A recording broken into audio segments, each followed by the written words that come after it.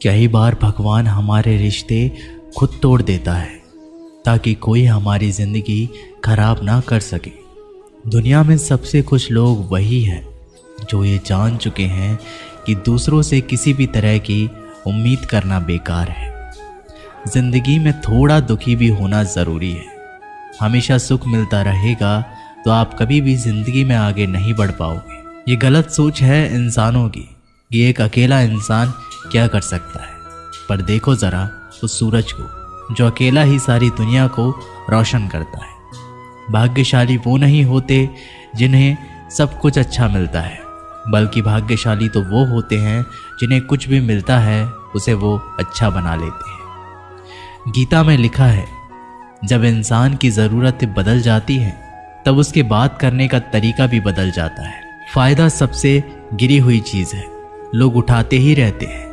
हारता वो है जो शिकायत बार बार करता है और जीतता वो है जो कोशिशें 1000 बार करता है। जिस इंसान को हम बेहद प्यार करते हैं वही इंसान हमारा सबसे ज़्यादा फ़ायदा उठाता है, क्योंकि वो इंसान जानता है कि हमारी कमज़ोरी क्या है। इतने समझदार बनो कि किसी को माफ़ कर दो, लेकिन इतने बेवकूफ़ मत बनो कि धोखा देने वाले पर दोबारा विश्वास कर बैठो। उम्मीद मत छोड़ना, कल का दिन आज से बेहतर होगा।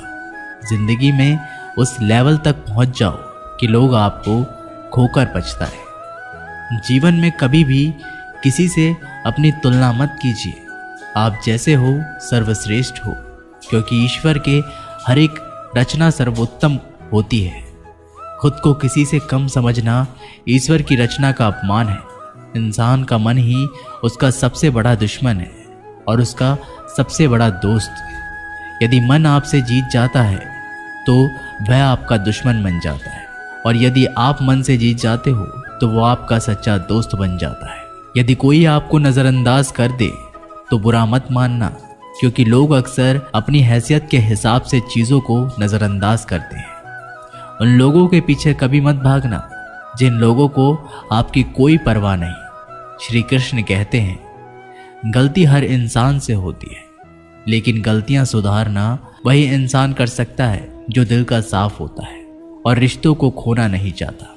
जिंदगी का सबसे बड़ा थप्पड़ किसी से की गई उम्मीद मारती है। कभी कभी इंसान ना टूटता है ना बिखरता है, बस हार जाता है। कभी खुद से तो कभी किस्मत से तो कभी अपनों से। हर जिंदगी में खुद को समय ज़रूर दें, क्योंकि आपकी पहली ज़रूरत आप खुद हैं। याद रखना कि ज़रूरत से ज़्यादा अच्छे बनोगे तो ज़रूरत से ज़्यादा इस्तेमाल किए जाओगे। रिश्ते चाहे कितने भी बुरे क्यों ना हो, उन्हें कभी मत तोड़ना, क्योंकि गंदा पानी प्यास बुझाने के काम नहीं पर आग बुझाने के काम ज़रूर आता है। ज़माना जब भी मुश्किलों में डाल देता है तो परमात्मा हज़ारों रास्ते निकाल देते हैं। विश्वास करने वाले से ज़्यादा बेवकूफ़ विश्वास को तोड़ने वाला होता है, क्योंकि वह सिर्फ एक छोटे से स्वार्थ के लिए एक अच्छे इंसान को खो देता है। भलाई करते रहो पानी की तरह, बुराई खुद ही किनारे लग जाएगी कचरे की तरह। जब कोई समझे ना तो उसे समझाने की ज़रूरत ही क्या है, और जब कोई माने ना तो उसे बताने की ज़रूरत क्या है। सच्चे दिल से किसी ज़रूरतमंद की मदद करके तो देखो। अगर दिल को सुकून ना मिले तो कहना, जिसे जाना है उसे जाने दो। वो अगर आज रुक भी गया तो कल चला ही जाएगा। इंसान को इंसान से दूर कर देने वाली सबसे पहली चीज़ जुबान है, और दूसरी चीज़ पैसा है। जिन्हें सपने देखना अच्छा लगता है उन्हें रात छोटी पड़ जाती है, और जिन्हें सपने पूरे करना अच्छा लगता है उन्हें दिन छोटा लगता है। किसी की आदत देखनी है तो उसे इज्जत, और किसी की अगर फितरत देखनी है तो उसे आज़ादी दो। हर इंसान में कोई ना कोई प्रतिभा ज़रूर होती है, पर लोग अक्सर उसे दूसरे जैसा बनने में नष्ट कर देते हैं। महंगे इतने भी मत बनो कि लोग तुम्हें बुला ना सके, और सस्ते इतने भी मत बनो कि लोग तुम्हें नचाते ही रहें। खामोशियाँ कभी बेजुबान नहीं होती। कुछ दर्द ऐसे होते हैं जो आवाज़ तक छीन लेते हैं। आजकल के लोग आपकी एक गलती के पीछे आपकी सारी अच्छाइयाँ भुला जाते हैं। जितना लोगों को समझते जाओगे उतना ही अकेलापन और भी अच्छा लगता जाएगा। ख़त्म हो जाएंगे वो भी रिश्ते जिनसे मिलकर लगता था कि ये उम्र भर साथ देंगे। श्री कृष्ण कहते हैं, अगर अहंकार किसी भी चीज का हो, सर्वनाश करके ही छोड़ता है। खाली वक्त में हर कोई बात कर लेता है। प्यार तो तब होता है जब कोई आपसे बात करने के लिए अपना सारा वक्त खाली कर दे। सब कुछ ठीक करने का इंतजार करोगे तो बैठे ही रह जाओगे, पर हिम्मत करो, खुद उठो और अपनी जिंदगी में सब कुछ ठीक कर दो।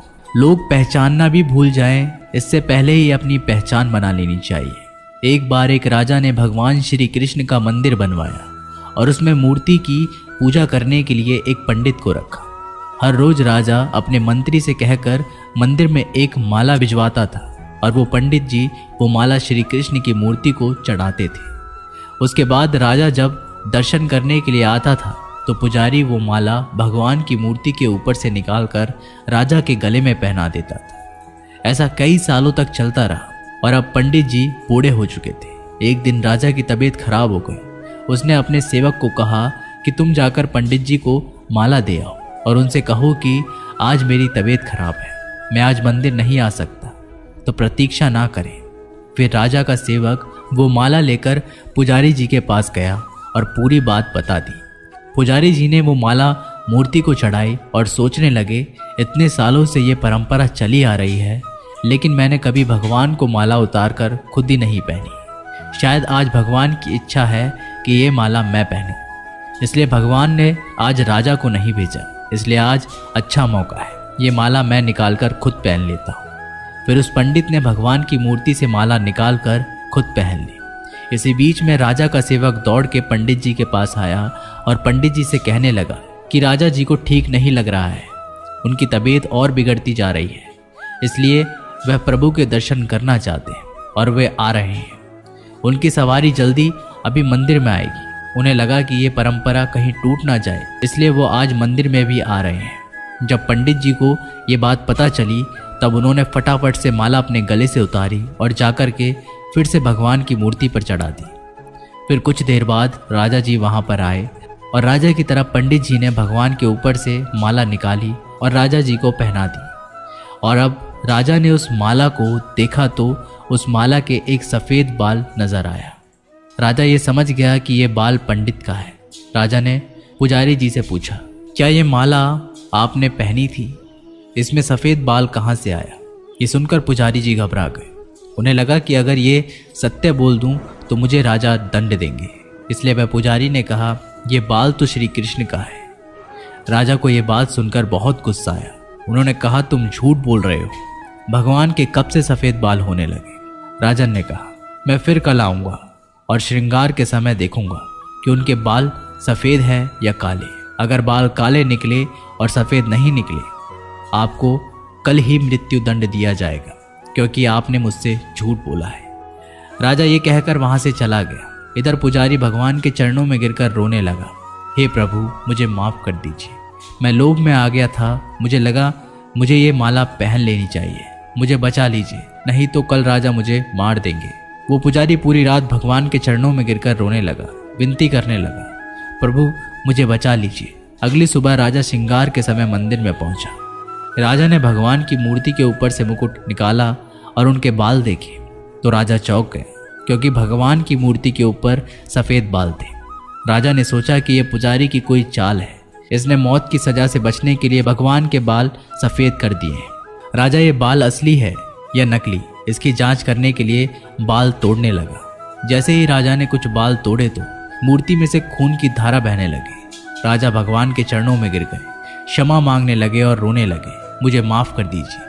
तभी मूर्ति में से एक आवाज़ आई, राजा तूने मुझे सिर्फ मूर्ति माना, इसलिए मैं तुम्हारे लिए सिर्फ एक मूर्ति हूँ। लेकिन पुजारी ने मूर्ति में साक्षात भगवान देखा, इसलिए मुझे मेरे भक्त की रक्षा करने के लिए मेरे बाल सफ़ेद करने पड़े और खून की धारा बहानी पड़ी, ताकि मैं तुम्हें समझा पाऊँ कि जहाँ भाव है वहाँ भगवान है। अगर आप वाकई में भगवान का स्मरण करते हैं, उन्हें देखना चाहते हैं, तो आपके अंदर सिर्फ भाव होना चाहिए। ये एक छोटी सी कहानी हमें शिक्षा देती है कि भगवान के आशीर्वाद के सिवा कुछ भी असंभव नहीं। अगर आप सच्चे दिल से भगवान को पुकारते हैं तो भगवान आपकी मदद के लिए ज़रूर आते हैं।